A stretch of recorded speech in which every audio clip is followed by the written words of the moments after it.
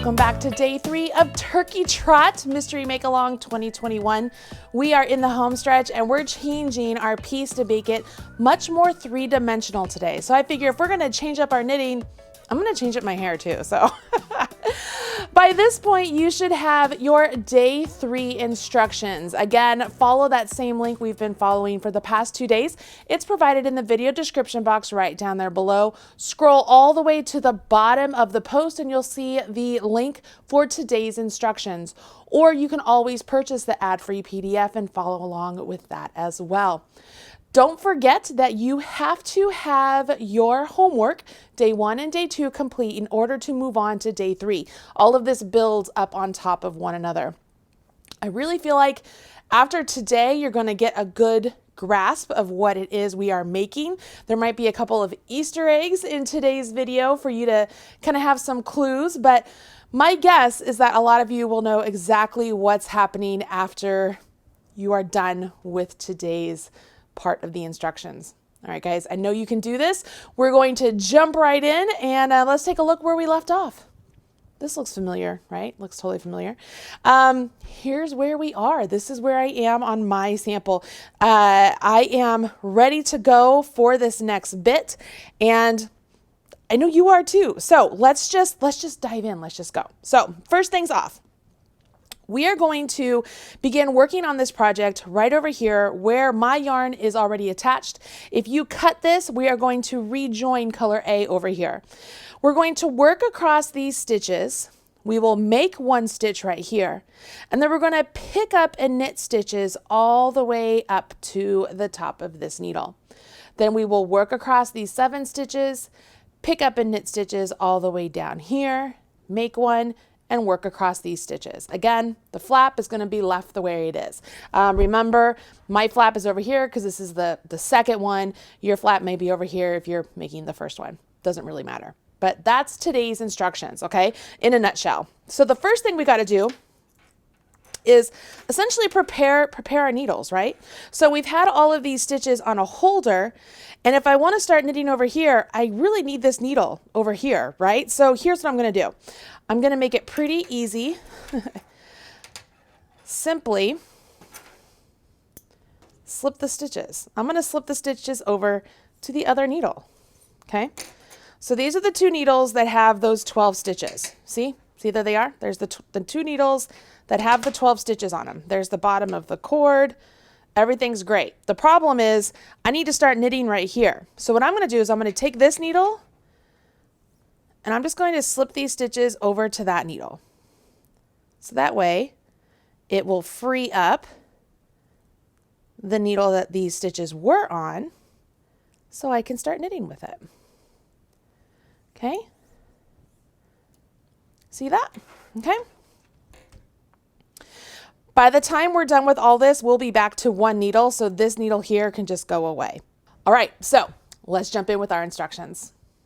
Go ahead and with the right side facing, pick up your work, continuing with color A, okay? We're going to slip the first stitch with the yarn in back, and then we will knit 11 stitches. Once you've knit those 11, we're going to make one stitch. Now, to make one stitch, we're going to keep this very easy, okay? Use your left-hand needle and going into this bar right there, that bar right there that's sort of just kind of hanging out there between what we did on section 2 and the end of section 1, take your left-hand needle and scoop it up from front to back, okay? Once it's resting on your needle just like so, go ahead and knit that bar through the back leg. So we're going through the back leg and we're going to knit it and pop it off. All right, it's just that easy.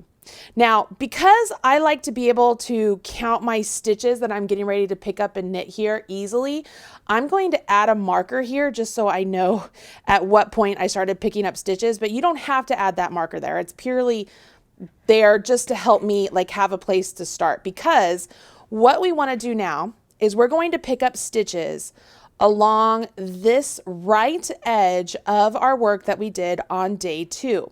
And you will pick up one stitch in each one of these slipped stitches. Now, conveniently, if you have followed the pattern to a T, you should have a slip stitch for each of the stitches you need to pick up on this part, okay? If for some reason you don't have that number of slip stitches, but everything else looks really great, it's not the end of the world. Don't freak out.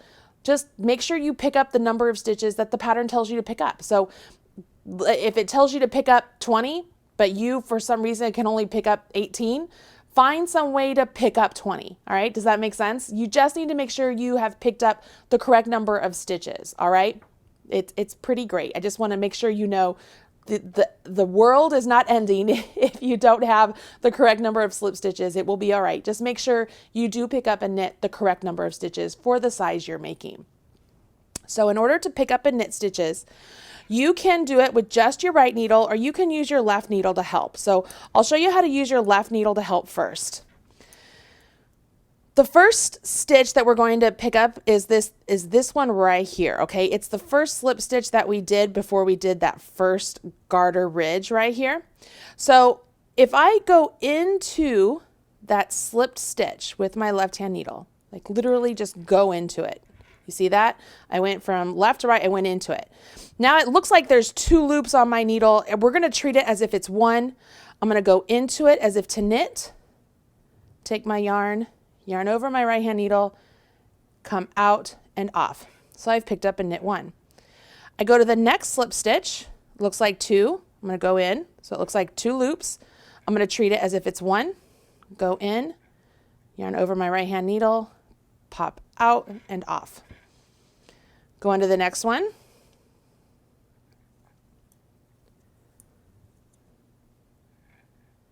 Go in, around, out, and off. Now I'm to my color B, makes it easy. I can go into my color B and do the same thing. So you just do this all the way up. If you don't want to use your left hand needle, oh, I messed up on that last one. Let me get this one more time. If you don't want to use your left hand needle, you can do this same action just without your left hand needle. Essentially, take your right hand needle and put it underneath where you're going to be pulling a stitch from, yarn over, and just pop it out. Okay? In, around, and out. Go ahead and pick up and knit the number of stitches you need for the size you are making. And now I'm up to the top where I have my 7 stitches, right? Okay, I have my 7 stitches here. One thing I like to do here is I'm going to take my tail that I cut from those 7 stitches. I'm just going to wrap it around my working yarn, okay?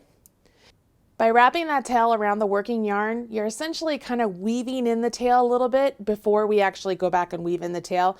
And it just kind of locks the stitches in place, in my opinion. You don't have to do it, but I like to do it. Okay, so we've picked up our stitches, and now we're going to knit across these 7 stitches. So I'm going to go in and knit 1, go in, I'm going to wrap my yarn around my working yarn again, and knit 2, and I'll do it a 3rd time, 3, and then I'll just leave it there so I can weave in the rest later. All right. There's my 7 stitches. Looks goofy, right? Looks like things are a little crazy. You want to add a marker, so we're going to grab another marker and put it in place. Okay? All right. This needle is now free. If you were using circulars or double points, it doesn't matter. This needle is now free.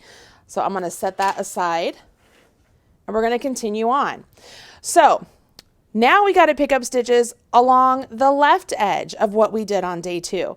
And you might be looking at this and be like, well, how am I going to do that? My stitches are all kind of crazy and weird places right now. Well, my marker fell off. Let me put that back in. If we take this needle, we're going to pull it up so that way all those stitches we just did are on the cord. Okay? So now they're on the cord, and we can continue working now pretty easily. Put these stitches down here on the actual needle, and now we can just continue on. Very similar to like a magic loop, but it just makes it so that we can come around the corner fairly easy. Now we did our 7, we placed a marker. Now along this left edge, that we did on day 2, we're going to pick up and knit the same number of stitches that we did on the right edge. So again, make sure you pick up and knit the same number of stitches as you did on the right edge.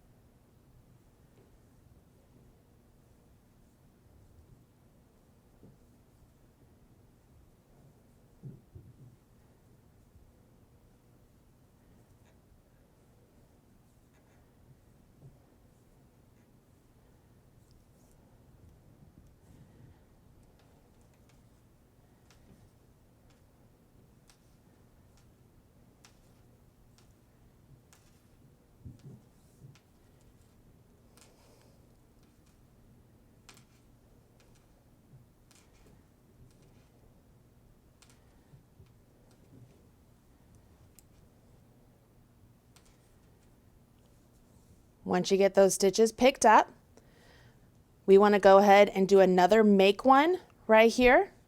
So I'm going to take my left-hand needle, I'm going to scoop up that bar from front to back, and then I'm going to knit it through the back leg.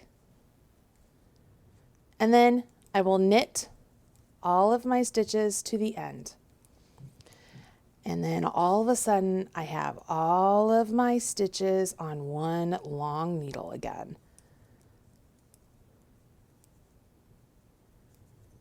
Okay, so I'm going to maneuver this around so we can get stitches more on the cord. You can kind of take a peek of what's happening.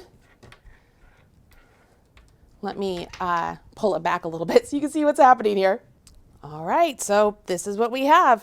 We are back to where we are on one long circular needle.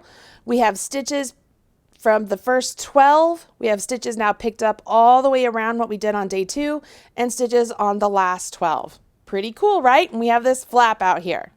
I'm curious if some of you have some guesses on what it is so far. I don't know. Looks kind of weird so far, but we'll see.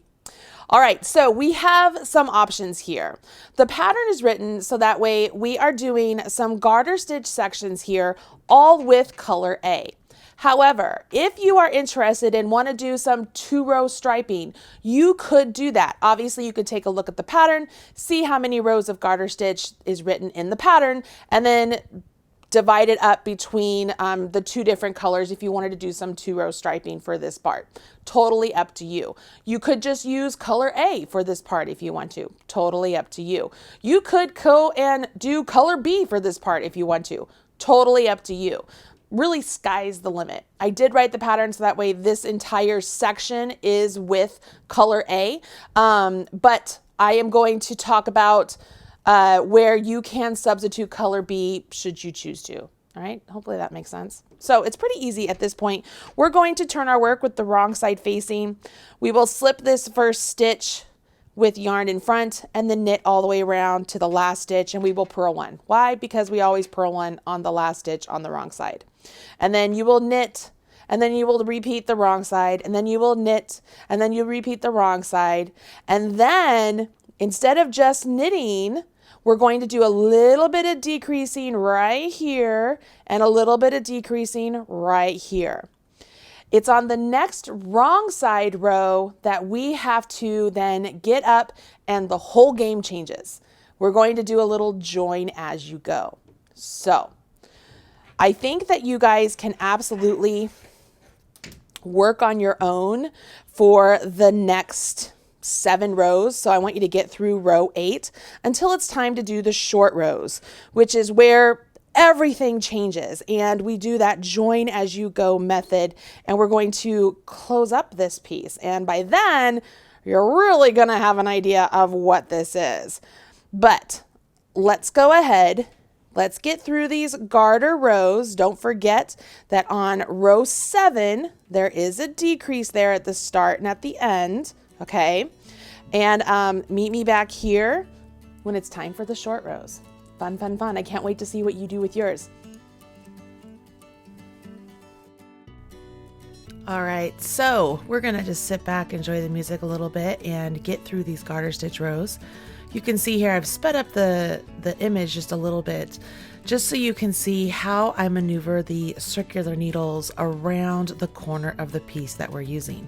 Now, do not remove that stitch marker at the top of the piece, but when we do get back down there to the bottom where I added that extra stitch marker, I'm going to remove that one. But you can see I'm maneuvering the circular needles so that way, pop, the little cord comes out, very similar to magic loop, just so I can get the actual needles to be in a position that I can work around that rounded edge.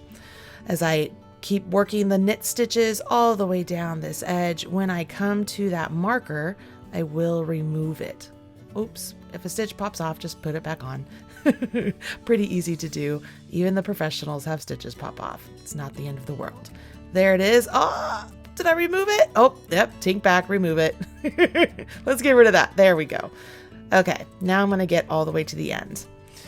As I continue working in garter stitch here, I am going to continue with just color A, but remember, you could go in there with stripes, you could go in there with color B, you could pull in a whole nother color, it really doesn't matter to me. But when you get done with this end, I am going to mention you should weave in your tails at this point before you move on to the short rows. Weave in your tails, get those out of the way, and just be done with it. All right, let's get going. Congratulations, you made it to the short rows and the join as you go. By this point, your project looks a little something like this. This is the right side facing me.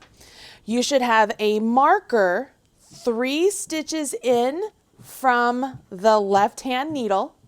You should also have the marker still in place at the top right here that we added after we did our 7 stitches at the beginning, right?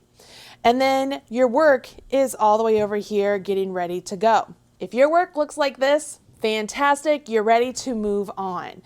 What we are going to do in this next section is really rather easy. Just take it step by step. I know you can do it. We will start off over here and we're going to add a marker 3 stitches in. And then we're going to knit all the way up here to this marker and then turn our work. We will leave all of these stitches unworked because as we work these short rows, we will gradually do a join as you go method for each one of those stitches.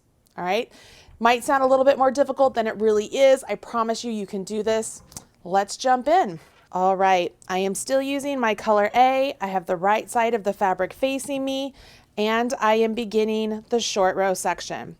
I slip the first stitch with the yarn in back. Then I will knit 2 stitches. I'm going to place a marker, okay? Now I'm going to knit all the way up to that next marker.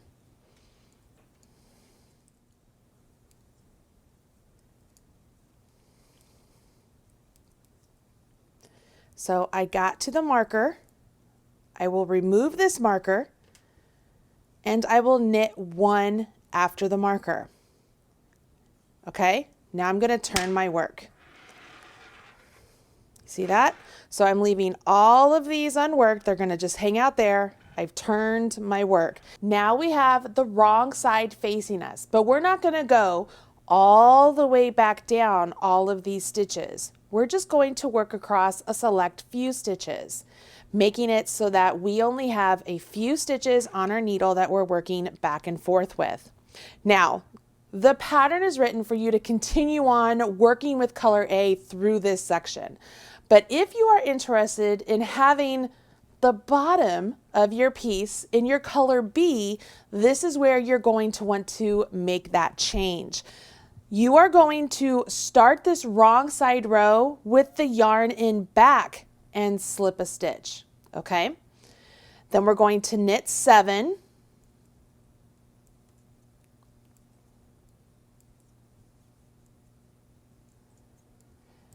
And then we're going to knit 2 together through the back leg. So you'll go into the first stitch through the back leg, go into the second stitch through the back leg. This looks very similar to like what we did with the star stitch, right? Yarn over your right hand needle, pull that stitch through and off. So that's knit 2 together through the back leg. You now have 9 stitches on your needle, 1, 2, 3, 4, 5, 6, 7, 8, 9, and you will always have 9 stitches for this section. As we are adding this section, joining as you go, we will take 1 stitch from this side, 1 stitch from this side, 1 stitch from this side, 1 stitch from this side, and create a base to this piece with these 9 stitches, okay? So once you've done that, you will turn your work. We're back to the right side. Just like I said that we're going to do things a little bit different. On the right side rows for this section, you have your yarn in front and slip as if to purl, right? Bring your yarn back to the back. You will knit 7.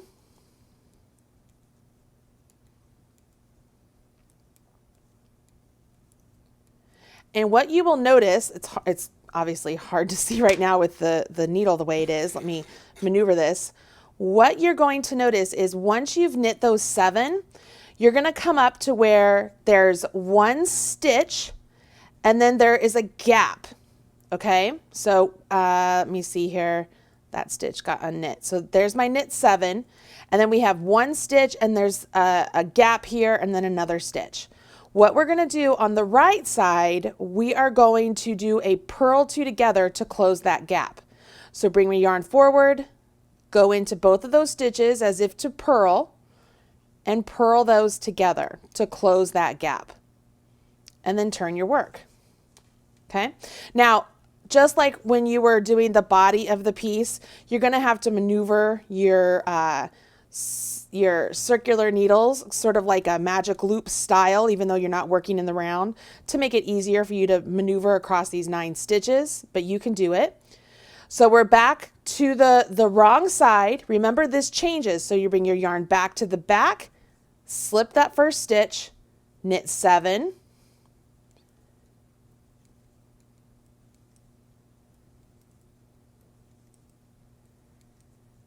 once you do that knit 7, it's going to bring you up to that 1 stitch in the gap. You see that? 1 stitch in the gap.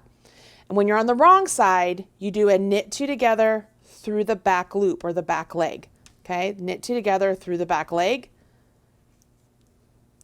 and turn.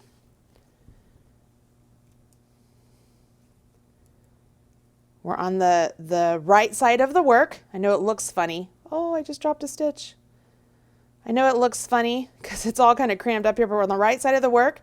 So I have my yarn forward, slip that first stitch, knit 7,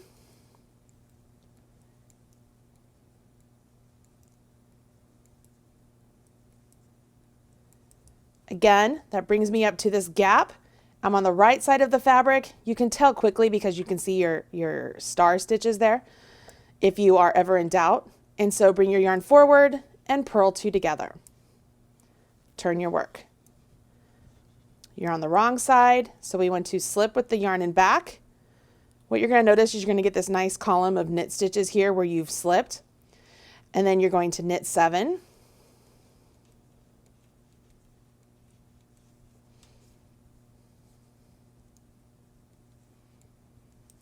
When you do that knit 7, it now brings you up to that gap again. You're on your wrong side, so you're going to purl 2 together. And that purl 2 together, it really is taking that last stitch of your 9 and it's joining it together to 1 stitch from the edge. Okay, does that make sense? And then you turn your work. This is a join as you go in knitting. So as I set this down flat, I'm going to set it like this. Let me kind of pull this up and see if this will help a little bit. Up here, these are my 9 stitches. Here's this edge. Here's this edge. And as I'm working along, I just keep on going. Okay, I keep repeating those 2 rows, and I'm going to get a nice finish here. Now, here's a little something. I wrote the pattern for these 9 stitches to all be done with color A. However, should you want to use color B instead, you totally could do that. You could use color B instead. You could make it striped. You could use color A for 2 rows, color B for 2 rows, color A for 2 rows, color B for 2 rows. You can do anything you want. So part of me feels like you probably have a good idea of what it is we are creating here once this is done and we get down to where the pattern tells us to go.